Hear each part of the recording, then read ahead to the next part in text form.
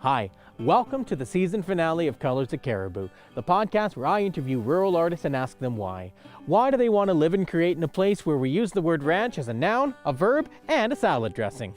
I'm your host, Rohan Keenan. Over the past year of production, this podcast has been a massive learning experience. We've been stepping out of our comfort zones, learning about filming, editing, sound design, and not to mention all of the background work that it takes to get a podcast to you. There have been many great and difficult moments for myself and the team, but it has all been worth it. Speaking to these amazing artists and getting a chance to listen to their stories has been such a gift and has deepened my own love for the Cariboo Chilcotin. To top it all off, our final guest has such a wonderful connection to the land and the community that it was well worth filming in a chilly old barn one late December night. Let's welcome Ingrid Johnston to the show and listen to her stories about being a rancher, a musician, and a teacher of the arts. So, grab a chair, grab a drink, and let's get started. Welcome to Colors of Cariboo, stories of wild creativity. Today's episode was filmed and recorded on the traditional, unceded territory of the Secwepemc peoples, specifically the Twahalcum or Williams Lake First Nations Band and the Hatzel or Soda Creek Band.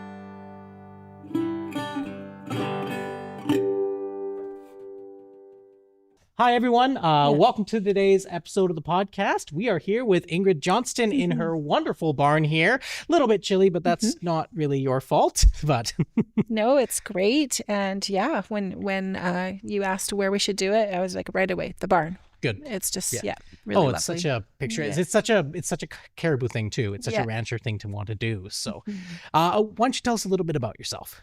Yeah, so I have lived in the Cariboo for 24 years. And I have two professions. I'm a rancher and I'm a fiddle player. Nice. And have 4 children and ranch together with my husband, Ty, and have ranched on 2 different ranches in the Cariboo and really happy to settle on the Onward Ranch here. Nice. And so which came first, the fiddler or the rancher? Well, I think the rancher. So I started fiddle when I was 6, but I was born and raised on a ranch in the Westwold area. And that's just such a strong thread in my life. And, I've built around that. And the fiddle playing has really developed, though. Especially since I've moved to the Cariboo. Yeah, there's always been a lot of, sorry for the pun, I have to say it, fiddling around here. So you came to the Cariboo here. And how about when did you come to the Cariboo? How long have you been here? 24 years. So I started out living off the grid. For the first 11 years, we lived in a little tiny cabin. It wasn't super romantic. It was actually made out of plywood. It was very humble and very rugged, and it only had 1 bedroom. And it was it's a good thing I was in my early 20s because it was a challenge, but it was also really, really beautiful. Got to see beautiful wildlife. We saw moose and bears and wolves in the front yard, and worked on building our cow herd and working, and it was a great way to start out in the Cariboo. That's such a wild life. Yeah, good thing to do. Yeah, something you'd want to do when you're in your 20s and not as you get older. I think about that now. Yeah, no light switches. And when we first lived there, no running water at all. And everything was an adventure. Having a bath was an adventure. And then, having 2 little ones eventually, trying to make things fun and entertaining. But everything was a lot of work. Yeah. That's that. And as somebody who's spent a lot of time looking and reading different stories of the Cariboo, that sounds like the epitome of people coming to the Cariboo here is living that kind of off-grid life, living that life that it's tough, humble, but it's such a good character building. It's such a good way to start life and get an understanding of the land itself. And I think as a young married couple, we didn't have a phone. So we were kind of gave us a really good solid framework for our marriage, and we could depend on each other, and we got to, to get through hard times, we had to count on each other. And people always say you guys work really well together, and I attribute it to those years because that's all we had was each other. Yeah, So, it's building that foundation. yeah. So when you started that kind of life, you originally started with the idea of working on a ranch or like living and continuing the life that you'd started as a child there. So when did you start making that transition into, or like that link between, okay, this is the work that I want to do, and this is the kind of more stuff that I want to do with your fiddle playing and with your dives into music? I would say almost right away when I came to the Cariboo, I was into the art community. So the first thing I did was join the pottery group. And I quickly realized that these were my people. I just loved the ladies in the group and started doing artwork and pottery. And then once it got out in the community that there was someone that played violin, I was flooded with people asking me to teach their children. So within 6 months of me moving here, I was teaching and coming into town for that. And, just loved every minute of it. And yeah. Yeah, there's a lot of times it's good to find art with your people, which is... Yeah. And being out there, and, this is a time before cell phones even, nobody had cell phones. And there, if a generator was turned off, it was dark, right? And there wasn't TV. So I did a lot of even visual arts, and it kept me really busy and kept me motivated and creative. And I was actually out there a lot by myself. Ty worked in camps and was gone quite a bit. And, it was just me and the wild creatures, and just, really loved those quiet evenings and doing things. Yeah. Yeah, a much simpler time, a different time that is... something that's really kind of hard to feel, even as somebody who has worked, who kind of we had more connectivity. We didn't have as much growing up, but I still remember growing up and my mom always did those arts. My mom always did that kind of stuff, and it's amazing that we have that to do as something we can, and fortunate enough that you had people reaching out to you to be fiddle player. I'm not surprised. People like music. People like music. Yeah, and the way Williams Lake is situated, we're 3 hours from Prince George and we're 3 hours from Kamloops. We're quite remote in that way. We're quite isolated, and there might only be one of somebody in our community. There might only be one voice coach. And if they leave, it creates a big hole in our community.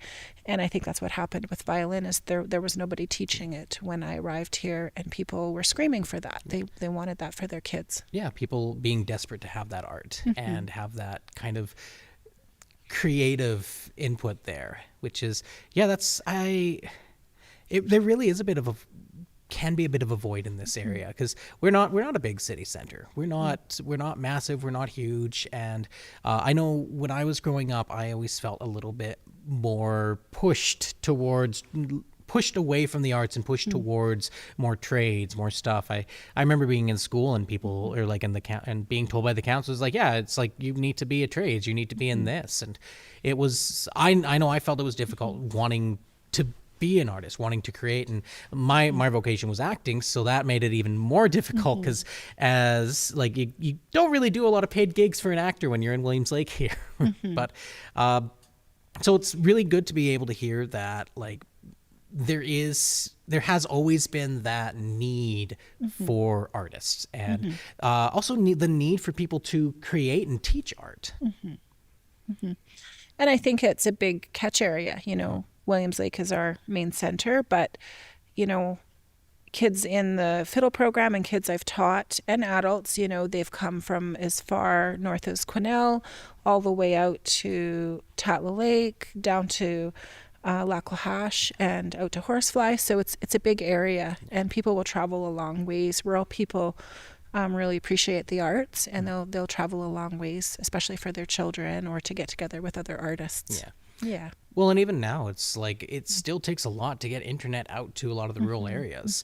And like there's different projects and different programs, so it's getting more accessible. But like, yeah, it's still kind of difficult for you to just, be able to have access to everything on your phone if you're out in the middle of nowhere. Yeah, so even though our ranch that we live on now is quite close to town, it's only 15 minutes, we didn't have high-speed internet until quite recently. And to be able to build a ranch webpage was very difficult. And I couldn't upload photos. It was really frustrating. And I actually had to go to McDonald's and sit in the parking lot and use their Wi-Fi to be able to upload the photos of our valley and the beautiful ranch lands onto the webpage. So yeah, I do think that if as an artist making a living, it would be really difficult, especially if you don't have high-speed internet to upload something on YouTube or, stuff like that. And I think people in urban areas don't understand the challenges for artists in rural areas because they can't fathom that. Yeah. It's, and like in that, the reliance of connectivity that you need to have on each other.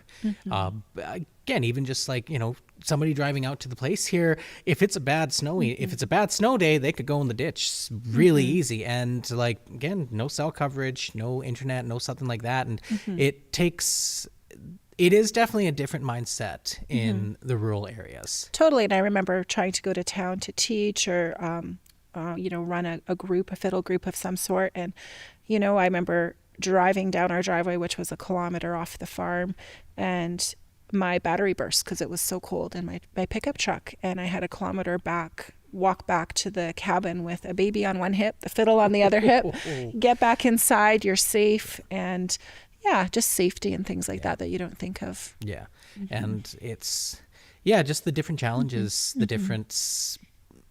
Yeah, and like there's challenges in the city. There's always different challenges, but it's sometimes hard to to envision that. And I feel I'm in a weird position because I've seen both. I've worked in both rural areas, and I've also worked in cities. I've worked in professional gigs there. I used to do tours across Alberta and Saskatchewan. I've probably been to every small town like in western in the prairies there. But it's always been so interesting, and that's one of the reasons I started the podcast was because, you have the stereotype of rural places not wanting to be artistic, but that has been so far from the truth when you actually go to these places. Like, how many murals do we have in Williams Lake? How many arts festivals do we have around here? We've got Arts on the Fly. We've got how many stuff do you host in your barn here? Yeah, so I was able to go to the medieval market this year, and I was just blown away at all the creative and artistic things, and chatting with the people that had came from, Nehemiah or Tatla Lake or Horsefly, and just seeing what they produced and made was amazing.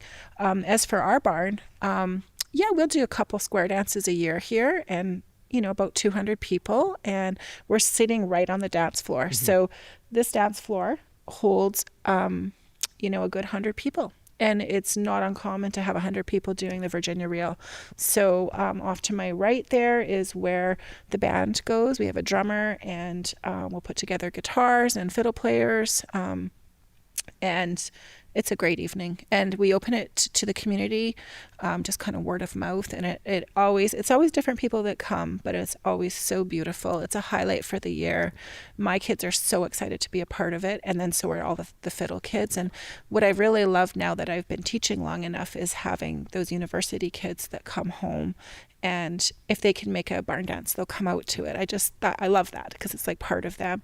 And now I have students that have had their own children. And so for them to come by and bring their babies to something like this, it feels like now it's like a tradition. And I don't know if they did square dances in this barn at one point. It's from 1911 when it was built. But I'd like to think they did some social things in the barn. So yeah. There's such a... It feels like you're creating and you're adding back to the community in such a different way than a lot of other folks can. And I think a lot about music because, as you know, the fiddle group, we do these big productions and we do barn dances and things like that. And it's a lot different than the visual arts. I feel like it's fleeting. I feel like it's something you can't hold in your hand. You can't capture it. it's like you're there, it's magical in the moment. You see it, you participate in it, you build it. It's like a big painting, but then it's gone. Yeah.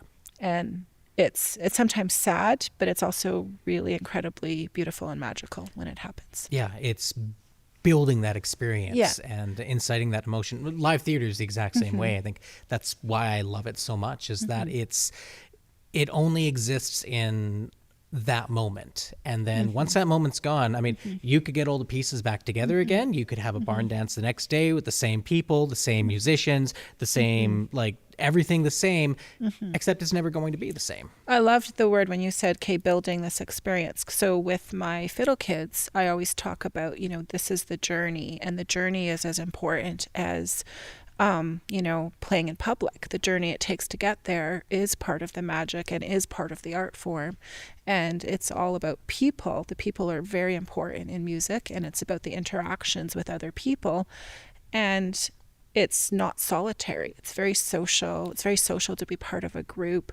It's very different than just taking a music lesson. So if you're, a musician and you go and you are learning, and then you go home and you practice, and then you go back to your lesson, and then you go home and practice, you're not getting that fullness of community that you do when you join a musical group and when you perform or when you put on dances. And, as a musician, also it's humbling a dance because there's the music, but the music is so that people can dance, right? So you're important, but you're not that important. And I've always loved that. Yeah, that's a really nice way to put that. Is you need, it's almost like you are a brushstroke in the painting. It's like you need all of the brushstrokes to make everything come together. And like the individual brushstrokes, they're important, but they're again just making a part of that whole. I think that's it's a good way to think about it. And a good way to just also think about how to build with community too.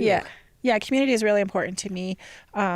Actually, next week we are doing an elementary school tour. So we're going to 3 elementary schools in one day, and had a big talk with the kids. We'll be bringing 25 to 30 kids that are playing the music around to these elementary schools. And, we talk about it beforehand. Who is the audience? This is the age. This is what they would enjoy. So this is what we're going to do.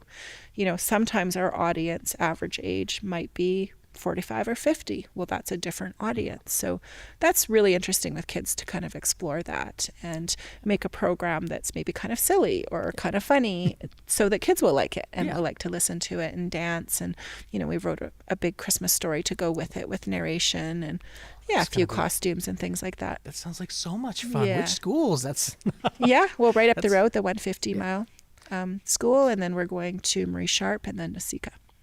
So that'll be great, and especially in time for Christmas season, which will be over by the time this podcast comes out. But that's like, and that in turn probably helps inspire kids who see the shows because they're seeing their peers, they're seeing people like them perform and being like, hey, they're doing it, why can't I do that? Yeah, and that's very powerful. So when kids see other kids doing something, it's different than them seeing adults do it. So we all know that live music is great, but when kids see other kids producing live music, I think there's even more power in it. Yeah, that and that can be such a difficult journey too, is to get that inspiration to start to do anything, which I think a lot of us who start multiple projects and start multiple things can have that as an issue. But being able, like when you're younger, it's a lot easier because you're a little bit more malleable in a sense. Like you're able to be influenced by different things more. Yeah, and everything you do, you're growing. So we every 2 years we have a theme, and this time it happens to be the 1950s and 60s. So we have been researching and learning, things from Elvis Presley. We'll learn some Beatles tunes, things like that. And the kids are learning kind of culture and history at the same time. And that's the neat thing about music. There's music, but it mimics what's happening in the world at that time. So I find they're learning history, they're learning fashion, they're learning architecture, they're learning worldviews. Before that, we worked on a show that was from like the 1920s to about 1950, and it was the age of radio. So they learned a lot about radio, and it was a time before TV, and it was like a window into your living room, right? So that was amazing to teach the kids that. The last show we did was a cross Canada show, and we only did music from Canada, and we did everything from Joni Mitchell to like a pop tune from Ontario to old Quebec music to Raise a Little Hell, that was a BC tune, and country music from Alberta. And, that was really great. And the kids learned about Canadian history, and they learned what was going on in Canada and all these different decades. And they learned about Rick Hansen. So very interesting. As you guys know, Rick Hansen is from our community, but the kids didn't know the story. But we learned St. Elmo's Fire, and through that, we were able to tell them Rick Hansen's story, and then they were able to meet Rick Hansen. He came for the Stampede. Oh, that's so cool. We played for him. He shook their hands and interacted, and it was just really beautiful. Yeah, that sounds like such a good experience, such a valued, and like such an interesting perspective that you're bringing to that. Yeah. Because it's not just about the music, it's about what makes the music the music. Yeah, like, if they're, coming out of the Second World War, what was happening around the world, here's the music that went with that. There's always reasons, and that's been really fun discussion with the kids. They say the funniest things, and, we always make them guess about things or ask what they think, and it's hilarious. Oh yeah, that I could imagine that, like, sometimes cultural divide. And I mean, even from like 20 years ago, if you tell them, our phones were, we didn't have the phones, or the phones flipped, and we didn't have text messaging in the way that you did that. Yeah. Well, I remember we were learning some 80s tunes, and they didn't know what a ghetto blaster was. And we were like, whoa, like, there's different types of music education. We think of it as a, a classic sense, but, they only know kind of the last 10 years. And after that, they don't understand. They have not heard, what's going on, or music history. Yeah. Yeah. You have a very talkative contributor in the back there.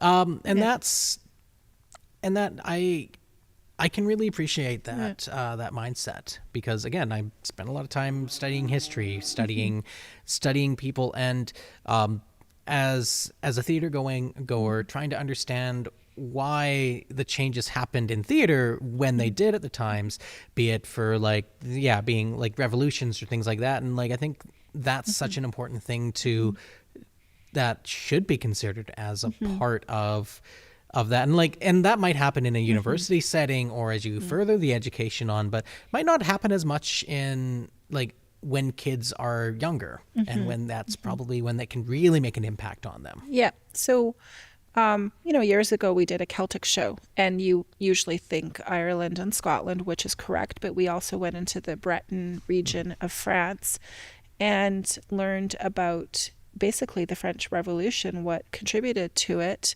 And we talked about the salt tax and, just the control that was happening. And we played some French tunes. But yeah, I very much felt like they learned through music about a revolution. And that was really cool. Yeah, and like bringing that stuff here and like finding about stuff. Do you have any good stories about like music from this region? Something like a particular one that always stands out to you? I think we have a lot to be proud of from this area. Oh. And I look at, Ferris and Jason Romero. So my husband went to high school with Ferris, and I just think, like, here's a couple that followed their hearts and is, traveled around the world and played music. And they were actually going to play a concert in this barn right when the pandemic hit, and work with the kids from our fiddle group. And I think those are really inspiring people for kids from our community to see, because sometimes I think they think people that are musicians are always from another town. If they're a professional musician that is a full-time musician. And I think it's important for them to see people that are in our Cariboo region that have followed their dreams and passions and succeeded on kind of a world stage. And I think those role models are really important for Cariboo children. Because I think there's this feeling, if you're not from Toronto or Vancouver, that you can't have a music career. And I think that's false. Yeah, that's really true. and I grew up thinking the same thing about acting and performing. Is like if you weren't in the city center, if you didn't come from these places and had these experiences, then yeah, you could make some money, you could do some stuff there, but you're never going to actually like, you're not going to making it being like a really nebulous thing, because how do you know when you've made it in art? But it's so it's good. Yeah, it's really awesome to hear that that's what you are helping bring awareness to, and in your own sense, showing people and showing kids that, hey, guess what? You can be from this area, you can be from here, and you can be successful, and you can do stuff that makes an impact on people's lives. What I find in our area with kids is they're really well-rounded, and when you go to really big centers, sometimes the kids aren't as well-rounded. They're more single-focused, and they'll focus on one sport or music and not both. But I find in a small town, it's not fair to ask kids to do that. And our programs, whether it be the fiddle group or a choir, you don't have to try out usually to join. We take all comers, and we design our program around those kids that are in that program for the year. And I'm really proud of that. I'm really proud of that in the Cariboo, that you don't try out to be in a children's group. We have big open arms, and we take whatever, experience or however many years you've been playing, we just take you right into the program. Yeah. And that's, well, again, very indicative of the Cariboo life. Yeah. You can't really, it's hard to just focus on one thing when you've got so much stuff coming at you. And especially with that mentality, it's like, you're a rancher. That is like, you can't just do one thing as a rancher. You're kind of doing everything. Yeah. And ranching is, we always say it's 7 days a week, right? And you're working hard, and, like we just finished, rounding up off range, and then we weaned, we shipped, we preg checked, we're still moving cows around. We're still a few latecomers off a range, move cows today. There's just always something going on, and you're always busy, and it's a beautiful lifestyle. It's a demanding lifestyle. And yeah, it's just been a joy to be involved in producing food for other people. Yeah. And it's definitely a big passion of our family. It's a big passion for me. I just finished 2 years of traveling with agriculture, and I traveled 24 weeks out of 24 months. Ooh. And I went all over the world. I went to England, Scotland, Ireland, several states in the US, all over the place there, always staying on farms. So the idea was to interview people on farms, learn from them, and then transmit that information into a report that I'm writing that should be published in the new year. I went to Zimbabwe, Australia, New Zealand. I went to Italy and Spain, and I just love spending time on the farms with the agriculture people. And it was just, a beautiful dream for me to be able to do that. Yeah. And that kind of makes me wonder, first off, how do you find the time? Yeah. Because doing all of that stuff, doing like being a teacher as well, helping people do hosting stuff in here, just the general life and ranching, and then you're doing a major project like that. How do you feel that might have how do you feel that the two have been working together, the life as a musician and the life as a rancher? I always felt like, I was like, my brain was split in half. Half was agriculture, growing food for people, feeding people, and the other half was music and art. And it's like I knew they were connected, but I didn't know how to put it into words. And this travel that I did really helped me with that. In particular, I was in Tasmania, and I was interviewing a cheesemaker that had kind of saved the family farm. And she had went away, learned how to make cheese, came back, and started making cheese that eventually became famous in Australia. And she taught me that agriculture and the arts go hand in hand. And my whole study was on, or is on, how can farmers get their products right to the public without going through commodities? So how can they feed people and connect with people right from the farm versus shipping to commodity, and then it goes through like many other levels. And she told me that if a town has the arts, it has theater, if it has an art gallery, if it has a good coffee shop and a good restaurant, that town will buy from the local farmers. If it's a town that isn't like that, if it's like a monoculture town where there's, one mine or only one agriculture commodity produced and there isn't an arts community, that town won't connect with the farmers and won't purchase their products right from the farm. And it was just great for me to hear that. I put that into my paper, and it really helped connect both sides of my brain and what I do, and realize that agriculture and the arts are so important. And in the Cariboo, we do have the arts, and I'm so proud of that. We do have, we have studio theater, we have the Station House Gallery, we have, a really active arts group and pottery group and spinners and weavers. And we've had, famous painters from our area and photographers. And, A.Y. Jackson, as we were talking earlier, started our arts group. And he was actually used to come to this ranch in the summers and paint, and would always gift the owners at the time, the Cornwall family, one of his paintings. But there's a connection. There's an arts and an agriculture connection. And it's kind of coming full circle for me. And I'm really embracing that. And I feel really passionate about that. And connecting my two loves now is really important to me.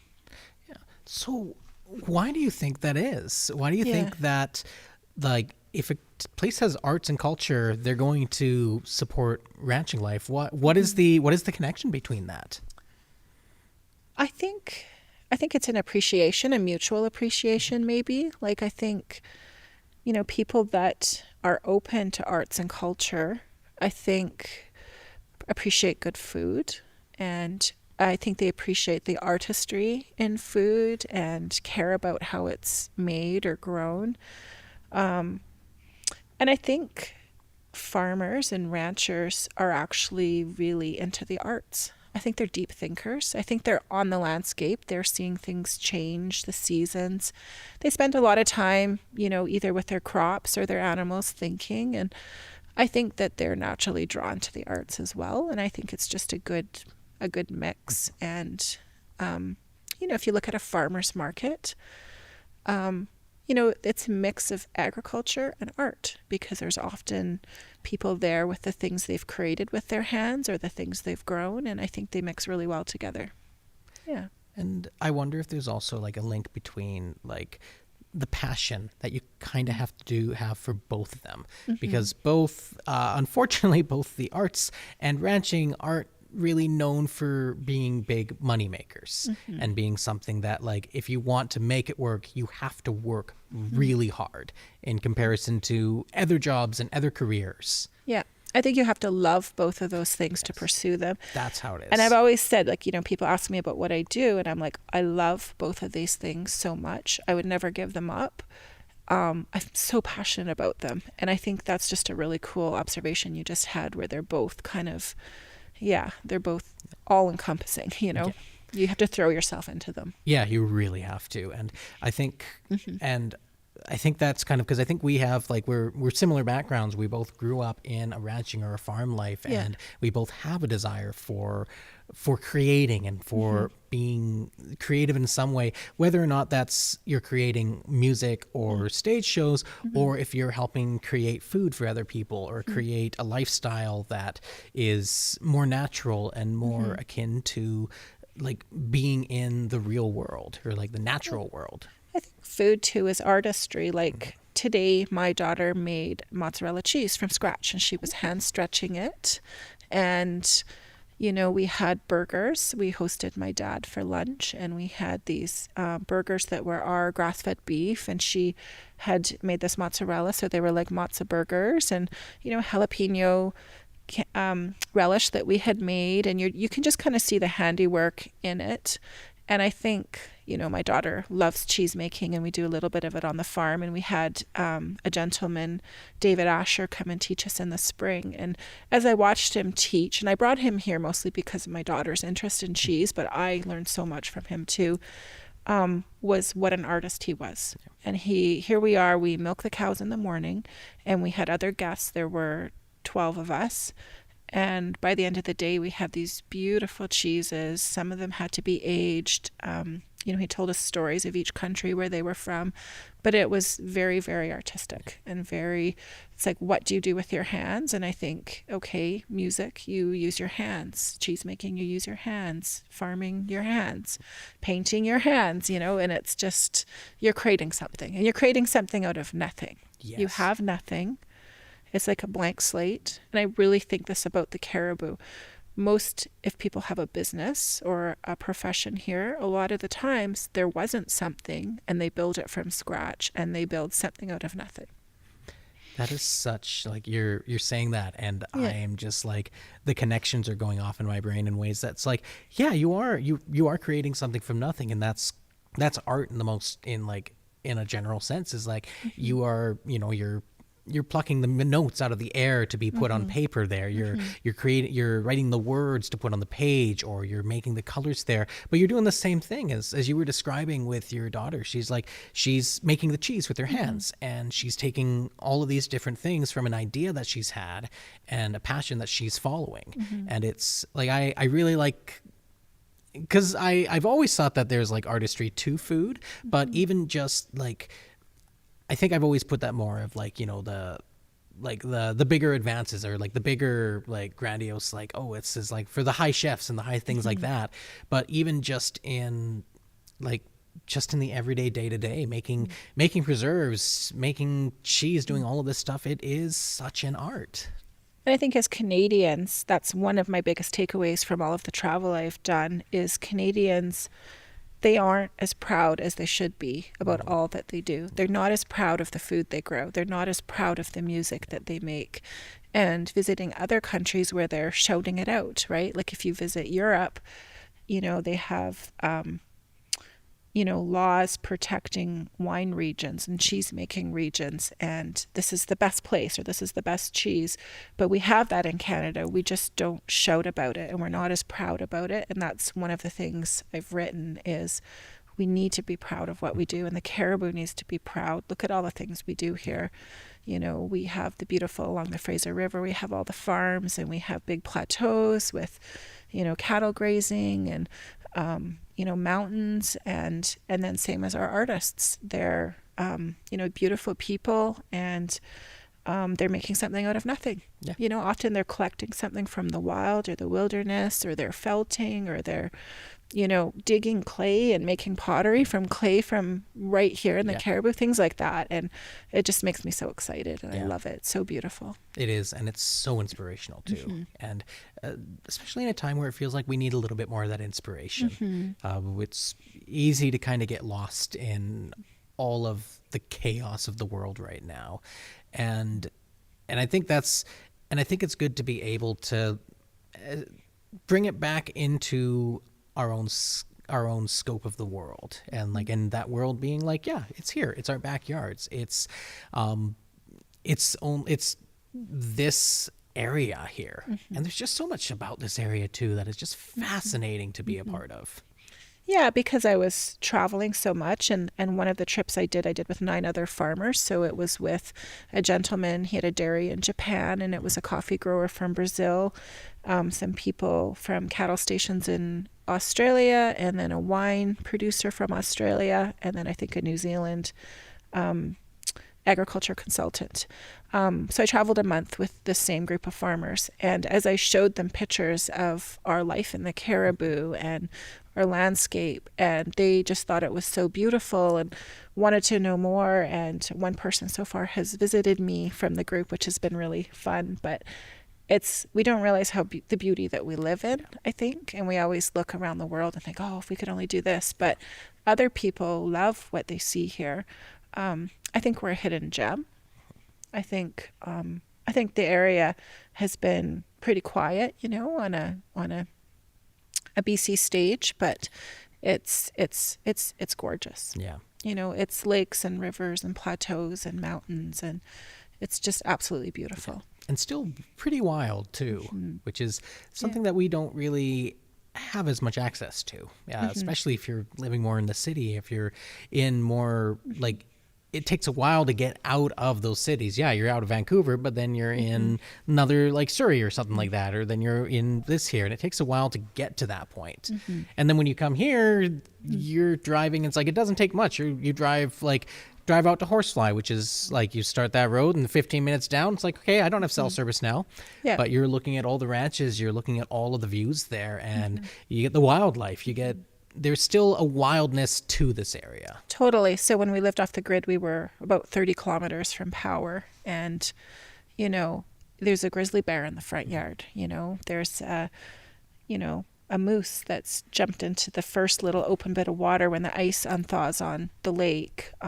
There's the wolf that you try to get as close as possible and try to walk up to, and the beautiful birds, and just gorgeous wildlife. And then moving ranches, now we're in a different biogeoclimatic zone, but now we have the black bear, so they're using the San Jose River as their highway.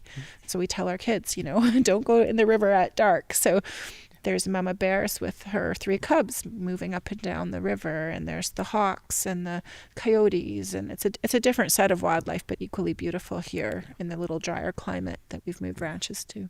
And it just reminds you that we are a part of that all. Like, yeah, sometimes we can be a little hoity-toity, but at the end of the day, we're still technically animals.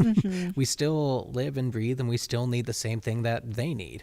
Yeah, and it's a privilege as a rancher to go outside and see these things. And sometimes I think if we weren't producing food, if we weren't a rancher, you wouldn't be up at 1 or 2 in the morning during calving season doing something with an animal, and you wouldn't see those stars, or you wouldn't see that early morning view. And it feels like a privilege to see that. I think, we ranch because of the love of animals and for people, feeding people.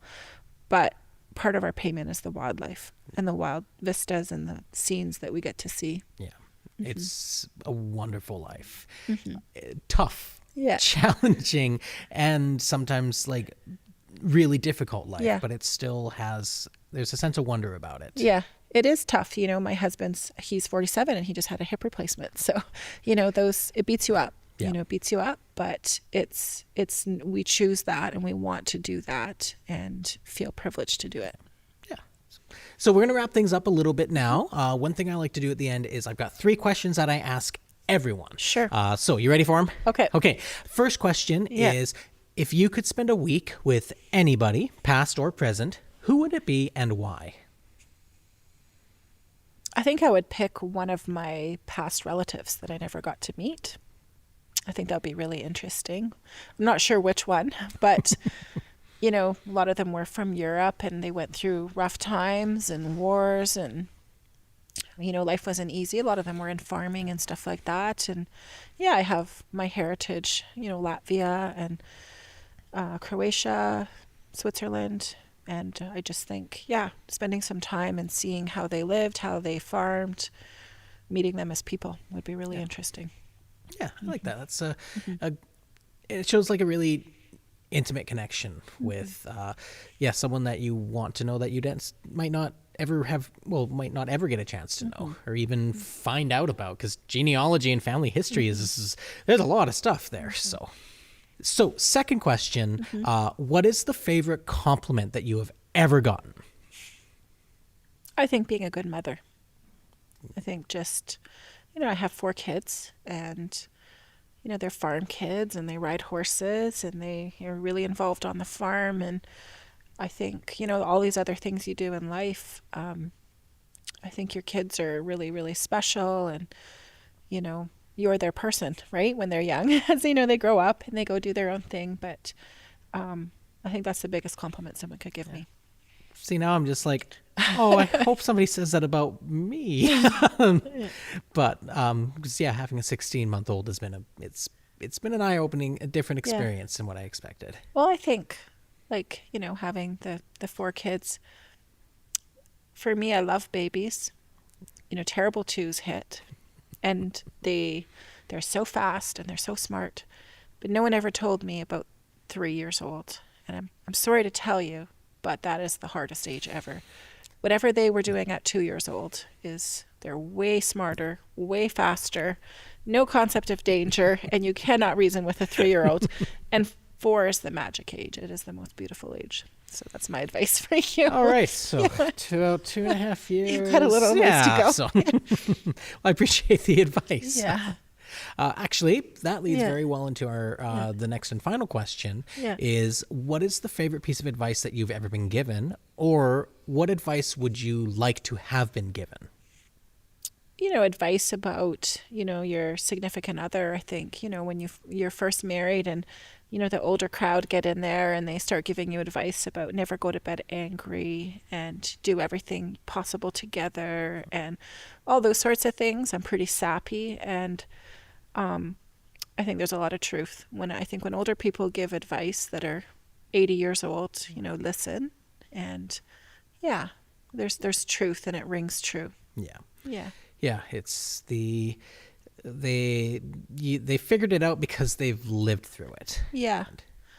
And yeah, ranching advice, always listen to that. Some of it's good, some of it's bad. I know when we first looked at this ranch, and actually it was one of the reasons the barn is so special, because we were looking at it, it was for sale, and there was only a little ladder coming up into the center of the loft here where we are in the barn, and we crawled up the ladder. There was a little trap door, and we opened it up and we looked around, and I looked all in the rafters, and I just felt all the hair on my arms just raise, and I just knew that this was the place for us. But it was really scary, because here we are leaving our off-grid ranch, a new mortgage, a new life. And another rancher told us, he said, if you are just a little blip in the history of the Onward Ranch, it's worth it. You have to do it. And that was good advice when we were moving here, and had 2 kids here as well, and kind of had we've been here for 13 years, and just I've really enjoyed the Onward Ranch and all of its beautiful history of the And being a part of that history is now a part of your legacy. Like the shows and the dancing halls, those are things that people are going to remember, and they're going to remember it for their kids and for the next generation. And they'll be like, oh yeah, I remember when I was young, I went to the Onward Ranch, and they should do it again, or they keep doing that. You should continue that. And it's often amazing what can start from something so simple, and just from climbing a ladder and getting a feeling. Yeah, and I've had, parents get back to me, kids in the fiddle group, and, one mom told me that her daughter told her that the ranch is her happy place, when she comes here, because I'm always hosting the fiddle kids as much as I can. And I see them running around and going down in the river, and kids playing in the river, and, we're practicing, we're getting ready for a dance or something, and they're jumping on the hay bales, and we start a fire in the backyard and roast hot dogs. And I think I've always felt like this ranch is really special, and it's something to be shared, and it's not something to kind of just hold to yourself. It's something to kind of open up to the community and share with as many people as possible. Yeah, and that's art, that's ranching, that's a really good theme. That's a really good way to think about things. And I'm saying this, just like hearing this is like, I can appreciate that work, and just knowing how many people are appreciating what you're doing in that case is, it's great. It's really good. So, thank you for being on the show. One more thing. Yeah. Is there anything that you currently have that you're working on? Any shows, any things like that? Any big ranching endeavors? Anything you're thinking about? So, with the ranch, we've begun selling our grass-fed beef. So, love doing that. And we host some students from Thompson Rivers University, and we co-teach with the Sustainable Agriculture Program. We do the beef section. So loving that project, loving being a part of, young people developing a passion for agriculture. On the music end, we're working on a 1950s and 60s theme. So we'll be doing that in May 2026. That's a long ways away, but we've already booked first weekend in May for the Gibraltar Room. and also looking at a group of teenagers going to Ireland for this summer. Oh. So doing lots of fiddle things there, seeing the beautiful, the Cliffs of Moher and all those beautiful things, seeing the music in the pubs, and just traveling around a little bit and learning kind of, from the Celtic fiddle perspective. And just, getting more experiences out there to kind of bring back here and be able to share those experiences. They really, experiences beget more experiences. Before we do that, we're going out to Gavin Lake in January with our fiddles and guitars and pianos and part of the group, and we'll be learning music out there. And the kids love it so much because they can go skating, play hockey, skiing, ice fishing, whatever they want, and then in between all of that we do music. And I find that's a really Cariboo thing, is to be super active and then do something artistic and then go back to being super active. And where else do you see a hockey stick and skates and fiddles all in a big giant heap by the door, all just kind of mashed in there together? And that's kind of what that experience is to me. We call it frozen strings. That is such a picturesque Cariboo moment. Yeah. And it's called Frozen Strings. Yeah, we call the weekend Frozen Strings. That's such a Strings. good name. That name hits it on the head. Yeah. That is all wonderful. That sounds like there's lots going on for you there. I think, thank you so much for being on the show and for hosting us in the barn here. Like you host so many other folks. Yeah. And I feel really privileged to have had a chance to sit down and speak with you. So thank you very much. And thank you to everybody for paying attention on the show this time. Yeah, thank you. And I hope you can come to some of our shows, or maybe you can bring your little one to a barn dance.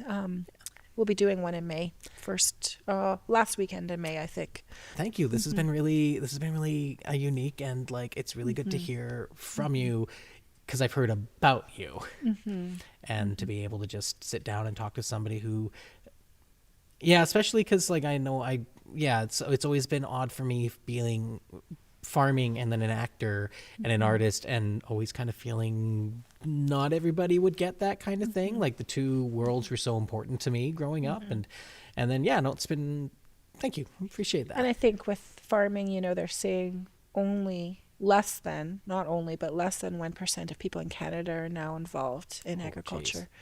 So I think there's less and less of us, and I can't see that there's many people in music that are kind of making a living doing that, or other art. So I think they're two pretty small minorities, but one feeds the tummy and one feeds the soul. So.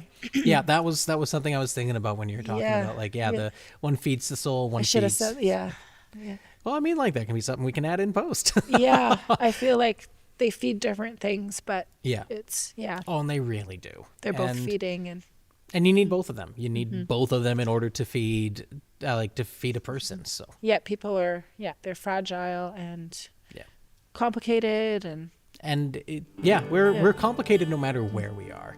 If it's here, if it's the city, you need those two things. You need food and you need soul food. I love that. Here we are, our final episode of the season. First off, a big thank you to Ingrid for coming on to the show and letting us in on some of the secret connections between art and ranching. There's a lot to be learned from her experiences, and I'm glad she wanted to share them with us. And a special shout out to her husband, who made sure that old barn was kept nice and warm. As we wrap up this season, I've got many more thanks to give. Thank you to the support from my family, friends, and the community for helping me do all this. Thank you for Rick at Originate for coming on as a last-minute editor, and a massive thank you to my wife, Lucille, because if it wasn't for her hard work and love, this show wouldn't have ever been able to work. Another big thank you to all the guests we had on this season, and thank you to the TELUS STORYHIVE program as well for giving us this opportunity and the support needed to tell these stories. Lastly, a big thank you for everyone watching and taking interest. Pay attention in the future. There might be more Colors of Cariboo happening. Until then, take care.